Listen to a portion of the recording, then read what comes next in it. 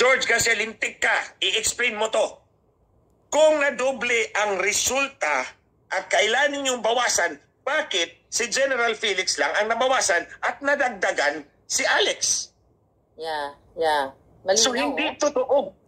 Hindi totoo ang sinabi ni George Garcia na kailangan bawasan kasi nadagdagan.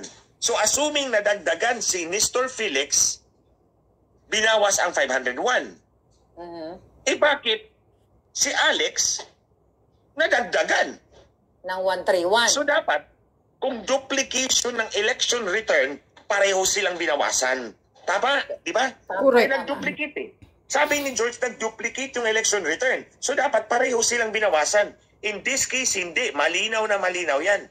Si Nestor Felix binawasan ng 501 votes. Si Alex Galianga dinagdagan ng 131 votes. Kaya nung natapos ang eleksyon, ay by the way mga kababayan, itong precinct number 13, sabi ng kaibigan kong pinakiusapan kong i-analyze at sabi niya may anomaly dyan.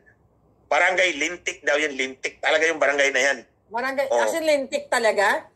Kaya Barangay nagka-lintik. Lintik. Barangay Lintik daw yan. Lintik talaga. Oo. Palang ganyang barangay. So, Okay. ito ang final result mga kababayan. At declare yung 15 of 15. 15 of 15. Okay, here we go. Okay. Ayan na. Nung nakumpleto na, panalo na si Alex Galianga kasi 3,009 na ang boto niya. Natalo si Nestor Felix kasi nga bumagsak ang kanyang boto. Naging 2,911 na lang. Talo siya ng 98 votes. Oh my God. Ayun. Wala. Brother, Lintik ka, George Garcia. I-explain mo. Paano manalo yan, George Garcia? Yung 15 of 15, 3,009 na si Galanga.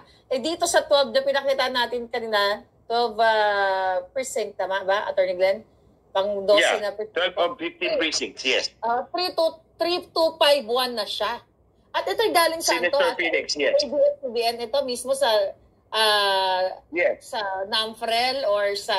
No, sa ABS-CBN yan. ABS-CBN yan, I declare. Halalan 2025 results. My God. Oh, ayan, mga kababayan. Kitang-kita. Kitang-kita. Oh, napabulaanan ang kasinungalingan ni George Garcia, mga kababayan. Big time.